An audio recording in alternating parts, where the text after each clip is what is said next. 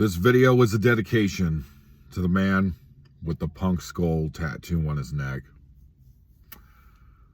Hello, everyone. This is SO Chris, Security Officer Chris, 199. And for today's video, I was actually going to tell you guys the story about the time that I was in EMT school last year for 7 freaking months. But I got a call from one of my best friends yesterday while I was at work and was told some very unfortunate news about my previous supervisor. So in this video, this is going to be an ode to actually one of my personal favorite supervisors. So going back, so this is going to be basically Psych Hospital video 3 at this point, because I already made 2 of them about the same job. Altogether, there was going to be 4, or there's going to be 3, now there's 4. So back in March of 2021, I got a call after and I don't know if I already covered this already, but I'm mostly just going to talk about my supervisor and the times that I remember of stories involving him, even though there's like very few of them. So this was, I believe, in February, because in this time is when I got fired from the night job, the graveyard job, when I was courtesy patrol guard. Not talking about the supervisor from that job. I'm talking about the one from this job at the psych hospital. So I put in an application on Craigslist back then during COVID. And when that happened with, I got a call from some woman who was, I guess I'm assuming she was one of the people that set up interviews. I really don't know exactly what she did. She just asked me, I remember one of the questions she asked me on the phone. She said, do you have any experience where you ever went hands-on, quote unquote, had to grab and hold down a mentally disturbed patient, like something like that? And I said, well, I've watched my partner do it when I worked as an anesthesia tech back at the surgery center.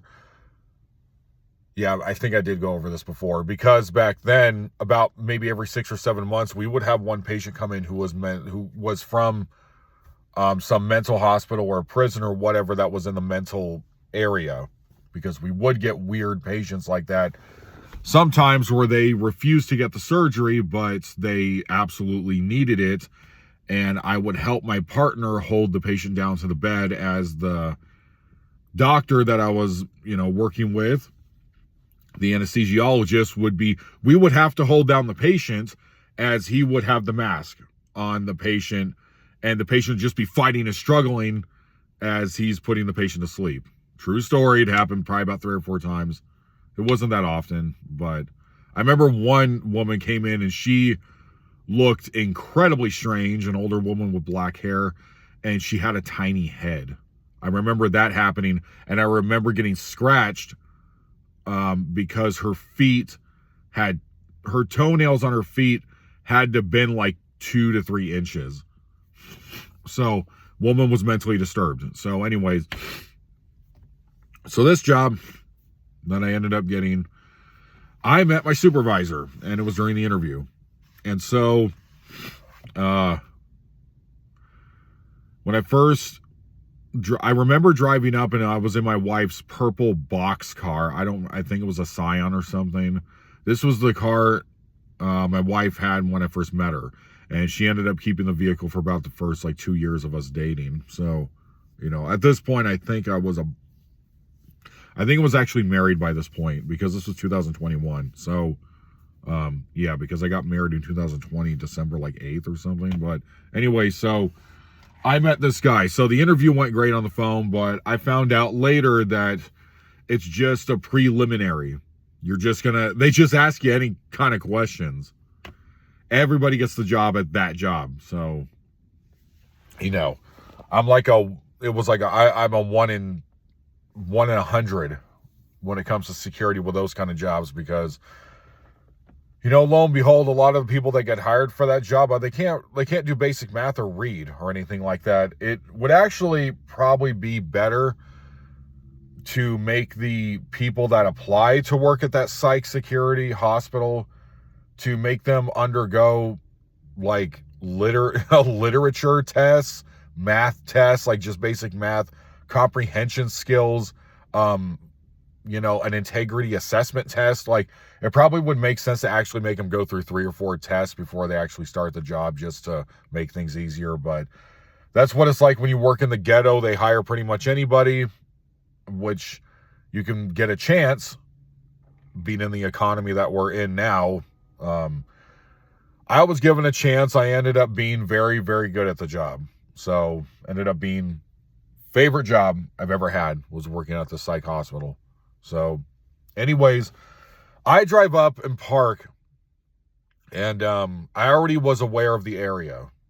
So in the area, I'm pretty sure I've already gone over this, but I'll go over it again.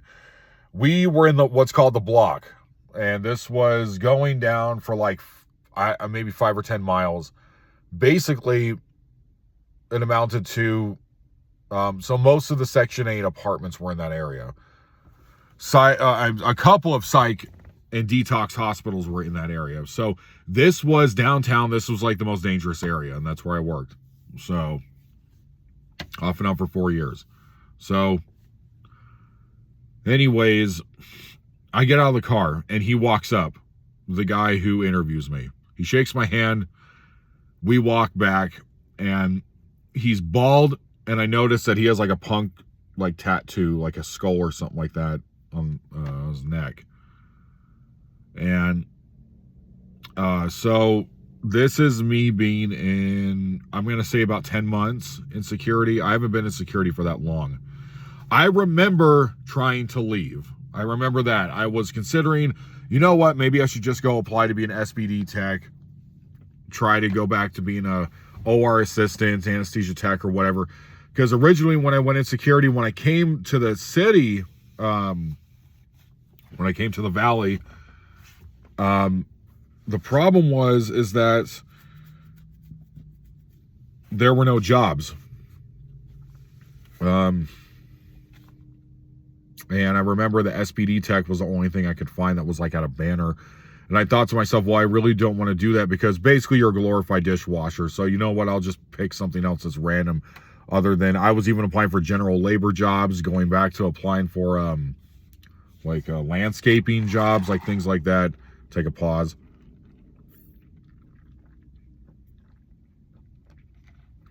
Screwed up my order. I said white mocha. They gave me a regular. Anyways, so I kind of just stumbled upon security because the good thing about working for when I originally started at Securitas is the same thing as every other security job in the valley, is that they hire anybody off the street. You don't have to have any experience in. If you want quick money, I would highly suggest getting into unarmed security. You get money like I seriously, there were a couple times where I was put on the job like the next day without a drug test or a background check. Like, because if you live in a capital city, you're pretty much guaranteed to just get the job quickly, because there's so much needed work that you can get fit in anywhere. I mean, seriously, for any type of security job, like if you live in a metropolis kind of thing, you can seriously get the job like within the week, if not a couple days, because there's so much demand for it. Here where I live, there's no demand. So I just, by the Lord's grace, the Lord's hand on my life, is why I'm, working part-time at the security job now, because there's no jobs here. So anyways, I met the guy, shook his hand, we walked back to the office. He was telling me all these different things.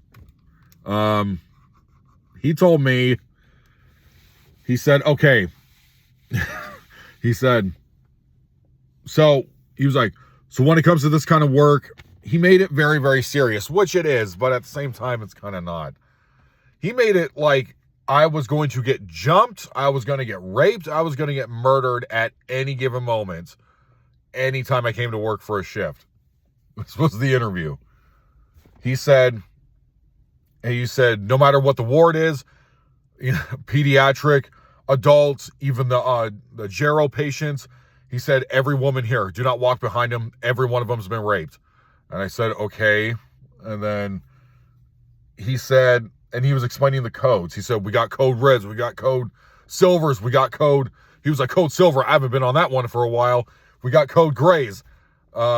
He said, what we got is we got the padded rooms, which is called, nowadays it's called seclusion rooms. He said, so we got the padded rooms for the mental patients. He said, bottom floor, all of them are court ordered. He said, those are our most dangerous units, but every unit is dangerous. He was basically just telling me that, like, basically just go write a will if you're going to work here because you're going to die. And so, and the other thing that I remember him telling me during the interview was around the end before I did the drug test, because we did the drug test in his office, like right then and there. And he ended up losing the drug test, so I had to come in and take it again, like, I think like 4 days later or something. But, so he said one of the last things he said is, he said, if you're in a code gray, and for the people out there that don't know, I've already explained this a couple times, but if this is the first time of you watching this video, code gray is combative patient. So he said, we get him into the seclusion room, and if you just happen to be in there by yourself, he said, you square up to that patient, and even though you're going to be on camera, you got to do what you got to do. He said, let's just say it's you and another guy in there, and the techs and the nurses, they leave you hanging, and for whatever reason, you don't got security, got your back. Security ain't there getting your back. He said, you put your fists up, and he says, if you fight, then you fight. He says, and then he leaned in and whispered, and he said, hey, but if you beat the fuck out of one of those patients, you beat him within an inch of your life. He's like, even though if you're on camera, I'm gonna sweep it under the rug for you. So he said, even PD comes in, they try to tell you anything, I'm gonna sweep it under the rug. I'm gonna make you whole. He said, he was like, you beat the fuck out of the patient, I'm gonna figure it out. He was like, don't worry, I'll pull some strings, I'll figure it out. So, anyways, yeah, God, oh man, I can't believe that. Because this was 4 years ago, even thinking back on this, I can't believe that interview happened. Anyways, so, and then I asked about, and then a woman came in, and she was actually the first guard that I met. And so then I think she didn't know I was in the office doing an interview, because I was sitting there with a thing in my mouth of the drug test. The little kit where it has a swab at the end of it. It's like a stick. You're supposed to keep it in your mouth for like 15 minutes. And then when you take it out and you put it in this little box, you shake it. And then if a color pops up saying you have nothing in your system, then you pass the drug test. So I did that, and a woman walked in who ended up being my partner for about 2 years. She was very good at her job. And then she didn't know I was in there, because when she saw me, she was like startled, and I think she was expecting just to talk to my supervisor. So anyways, I asked a question about I don't know if I was asking a question about like so what does it work with, how's it work being a tech here, or like what if like they try to give me a write-up? I said something like that, or like what if the nurse tries to give me a write-up or whatever. And he was like, you come back from a code and they try to give you any shit about anything, you come back to me and I'm gonna straighten it out. And so he said, even if a supervisor of a nurse, the nurse's supervisor, whoever comes up to you, he said, I don't give a shit about any of them. We are our own department. So he said, the tech's got their own supervisor, I'm your supervisor, and this is our department, so I defend you. And he was like, I don't know if he was just amped up or like on something or whatever, but he was like really intense during that interview. And kind of the time I worked with him off and on for the next probably 2 to 3 months before he ended up going to a different job, he was just kind of intense the whole time. So anyways, I did the drug test. We talked about other things, I just don't remember what they were. And he ended up losing the drug test. So I had to come in 4 days later on the day that I was scheduled to start working and take the drug test again. And thank God I didn't, because back then you could still get disqualified for THC and stuff like that. And I was like kind of partaking here and there back then. So thank God I didn't do anything. I just, like drank sort of back then. I probably just maybe drink like once a week, like a couple like beers or whatever. Or I had like a half a glass of red wine. But anyways, so yeah, thank God that in that situation, it,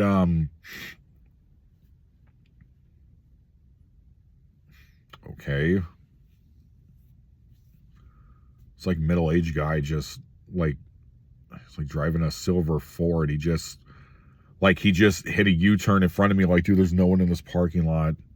He just hit a U-turn in front of me and he was just like staring at me. And then he parks next to me. Like, okay, anyways. These people are weird. So anyways, so he loses the drug test. So we get up and he's telling me more about the job. Like, he's talking the whole time as we're walking out. And so I don't remember all the things he's saying, but he's walking ahead of me as he's talking, but I'm like kind of behind him by like a couple like feet. I mean, I can still hear him. I just don't remember what it was. But so I remember how it ends. So he walks me back to my car. And so at the place that I worked at, there was a tower and there was a middle area, which was like where you would go do your drug tests and people would come in to like get, basically get seen by doctors, kind of like an urgent care. And then next to it was the actual behavioral health building where all the mental patients were at, all the wards. So we walked to my car. I remember this because this was March 16th. I just remember the day. It was March 16th, 2021. Right when we get to the car, I turn around and shake his hand because he walked to my car. I was behind him. So he walks to my car and then we shake hands. And I'll never forget this. He said, man, some days when I come into work in the morning, I just feel like I'm on top of the world and things could not get any better. And some days when I come to work, and he pointed to the top of the tower, it's like 12 stories. He points to the top of the tower. He says, and some days, you know what? When I come into work, I want to take the elevator all the way up there. I want to jump off that and I want to fucking kill myself. And and then he stopped talking and I didn't know how to like respond. I was just like, and then I just made that uncomfortable laugh. I was like, oh, ha, ha, ha. And then I like shook his hand a second time. And then he shook my hand. He turned around, walked off. And that was my interview. So at the mental asylum. So anyways, the man, I ended up working with him until I think June of that year. So about 2 or 3 months.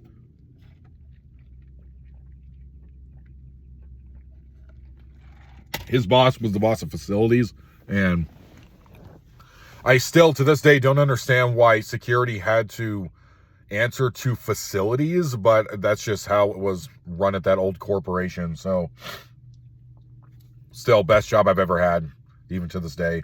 But I remember the only other time I actually directly worked with him where I wasn't just seeing him as I was leaving work after like the second drug test, because obviously it came up clean, and then I ended up starting the job. So it was me. It was me. So we were in a training class, and the guy who was running facilities, so the main facilities manager, was in there watching us doing a hands-on training. This was after the orientation. So, which, come to think about it, I actually don't even think I even attended orientation back then. I ended up attending orientation like 6 months later. So, it was me 101. I can't remember his call sign, 134. No, that wasn't his. 274. Anyway, the Hammer. So it was me, the Hammer, 101, and it was my supervisor. It was the four of us, and we had to team up, and I was with the Hammer, and it was 101 with the supervisor, and we had to go through all of what is called Moab and Safe Clinch training. And this guy who was a tech, he was explaining to us, I think it was afterwards, it was either that or a different day, or maybe it was the actual training class itself, because I had 2 training classes, that we had to learn 3 Brazilian jiu-jitsu holds. So basically how to jump on top of a patient and basically put him in a chokehold without putting him in a chokehold. So anyways, I remember I jumped on top of the hammer when, like, it was my turn as the facilities manager. He had his legs crossed with a clipboard and he was watching us, like, you know. So he actually ended up, and he's like a big guy. I got on top of him to try to wrench, you know, around his neck, but not choke him. But then I tried, when I pulled him back, he landed on top of me. So I remember that happening. I remember, like, getting the wind knocked out of me. But so we did that. And then when we had to simulate all of us getting on top of a patient to move him to the seclusion room, I remember my supervisor, I don't know if he was just trying to show off in front of the facilities manager, but he, like, dove through the air like Superman or something. And he, like, did this flying Goldberg-like tackle. I mean, he was kind of a short guy. And I remember he had the thing where it was like that twirly thing that was like the radio that only the supervisors, like, wore back then. Because we had just the regular, like, black radios, but he had the one where it would, like, snap right here. And it was like the little one where you could click and talk into it. So I remember he was wearing that with his full uniform, and he, like, dove through the air to tackle the Hammer. I think it was Hammer 101. I don't remember who it was. Or it could have been me. I don't remember exactly what happened, but I remember he, like, dove through the air. And then yeah, I mean, it was some wild times. Like, working at that job in 2021 off and on to just was it last year? No, it was this year. The last time I worked at that job, which I'm going to be doing a video about it in 2 weeks, is I left in March. Yeah, I left, let's see, I think it's today's like May 21st or 22nd. So I left the job March, I think it was like March 20th or something like that. I don't remember. I remember it was like a month and a half ago was the last time I worked there, and I absolutely love that job. But anyways, so that's him. He ended up leaving because he committed a mutiny, where he ended up getting, so instead of me continuing to be under him as the security for him, me, my supervisor, he ended up leaving. He ended up leaving and going to a different hospital. And so, which is actually one of the hospitals I ended up going to go work at, but as a standby guard. Basically, I was a 1-to-1 for a mental patient who had a life sentence, and this was when I worked at the state hospital. So the hospital was connected to the state hospital, but it was like a regular, like, level 1 trauma. Anyways, he ended up going there. But he ended up going to a different location. And so what happened with that is he brought the entire team with him, where they caused a mutiny at the time. That was hilarious. So he basically took the entire security team with him to this hospital, and then I don't even know what happened with him after that, because he ended up either quitting or getting fired from that hospital job like a couple years later. So when I got transferred, I think he ended up coming back to the same hospital, to the mountain area. So, and he's, I guess, been there ever since. So what happened was, I'll go ahead and end the video with this. So my friend called me, 101 called me. I was at work yesterday.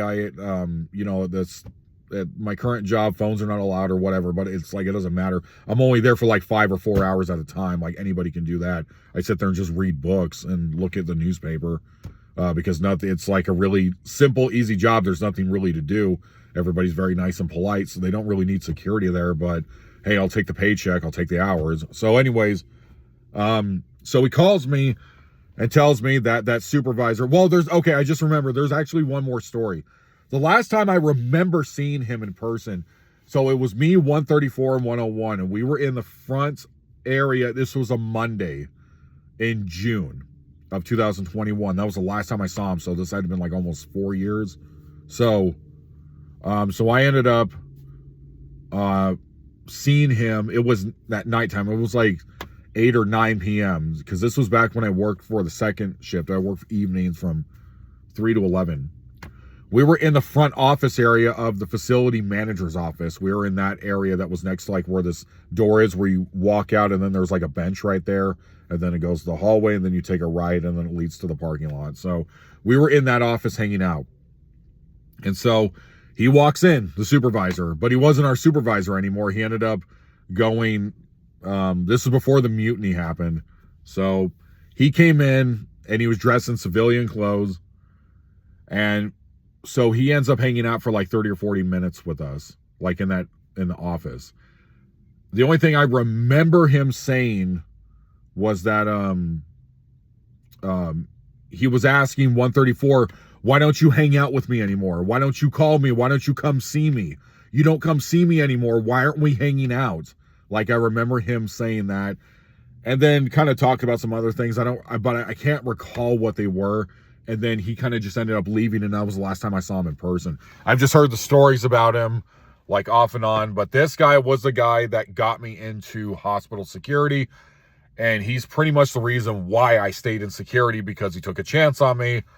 And even though he didn't train me, the other guys, 134, 101, and 274 trained me. But yeah, so I got a call yesterday telling me that, so unfortunately, whatever the circumstances were, so he didn't show up to work at the hospital that he ended up going back to, which was in the family of hospitals that was psych. So what happened was that he didn't show up for work. And so no one could get a hold of him. And I was told that his job did a welfare check, and when the police showed up there and got into his apartment, they found him dead. So, yeah, so RIP. It's like I told my friend, the only thing I can hope for is that he was saved, because I don't know. I didn't know him personally. I had a lot of respect for him. I really liked him. I thought he was funny. In the times that I did work with him, it was always very enjoyable, and I'm grateful that he took a chance instead of saying, you know what, you look like you're not going to be able to handle this job.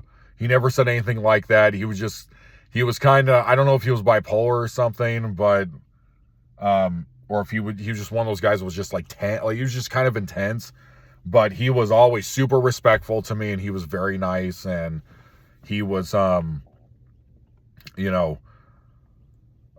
he was just very supportive. I remember that happening. I mean, he did leave work a lot, because a lot of the times before he ended up, transferring out, and I ended up getting, what was this thing? 178. So 178 ended up becoming my supervisor. Then we ended up becoming like friends, working when I came back when he got demoted. So, well, he demoted himself. So, sort of. Yeah. Actually, I don't remember exactly what I was told as to what happened. But anyways, so they found him dead in his apartment on his back. So I don't know what happened. I'm sure the autopsy will show what the reason was. So, but he had to have been only like 5 years older than me. This guy had to have been only like 40, 41 years old. But anyways, this is a tribute video to him, because of him and taking a chance on me.